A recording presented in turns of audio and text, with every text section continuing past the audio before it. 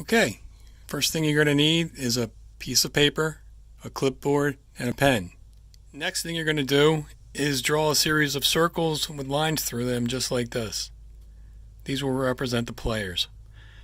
The top portion are the offense, the bottom portion are the defense. Okay, this is how you draw the circles.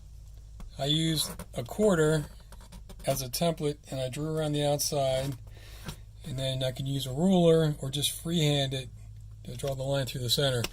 Once you make your first sheet, just scan it and save it, and you'll have it for future use. The next thing I like to do is just put the date and the opponent in the top left-hand corner.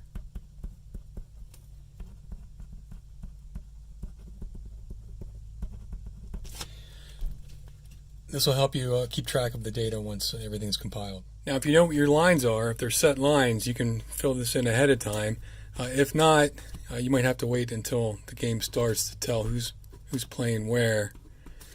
But I usually put the number of the player in each circle. Same with the defense. Offense up here, defense down here. Now, I might be duplicating some of these numbers. I apologize. I leave these empty in case there's line changes. You can move players. I could back and forth and still have their original stats. The way this works, if there's a positive Corsi or Fenwick event, I'll put a little tick mark going left to right in the top hemisphere of the circle. Okay, so this represents a positive Corsi event. Now for this line, they would all share in that event, and so would the defense. Okay. Now for a negative Corsi event, I'm going to put a tick mark in the bottom hemisphere for each player that was on the ice for that event, and so on and so forth during the course of the game. As I mentioned, I left this area here open in case there's a line change. Let's say the coach drops 17 back on the second line and moves 7 up to the first line. I can easily start keeping track of Corsi or Fenwick events accordingly, and then these are just compiled at the end. Now if a player is on the ice for a goal for their own team, I keep track of that with a plus in the top hemisphere of their circle. If they're on the ice for a goal against, I put a minus on the bottom hemisphere, and so on and so forth. This sheet can also keep track of takeaways and giveaways, or GATA data. The way I do that is I start from the right side and go around to the left.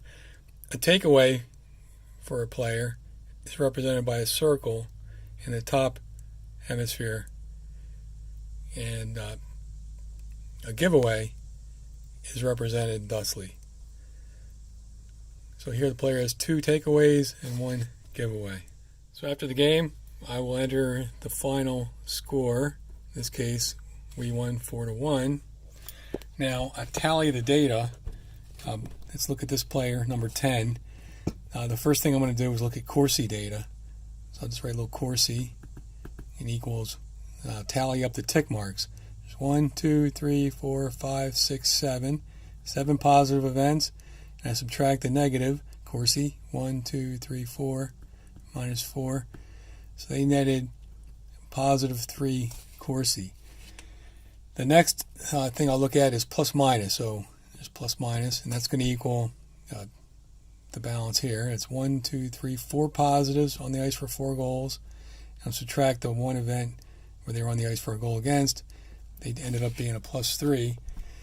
The giveaway takeaway data, GATA, that's going to equal 1, 2, 3, 4 takeaways for that player, and minus a 1 takeaway, or 1 giveaway, that is.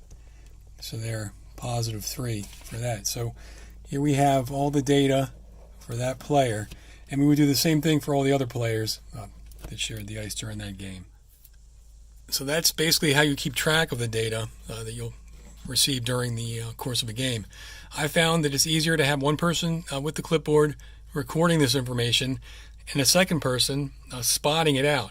So the second person will be watching the game more intently, and when there's a positive or negative event, they'll recite that information to the person with the clipboard, and they'll make the appropriate mark on the sheet.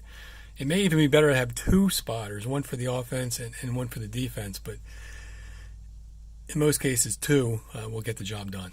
Okay, make sure you subscribe to my channel because my next video I'm going to show how to take this data and enter it into a spreadsheet and produce some useful graphs and calculations to help us better look at what's going on the ice.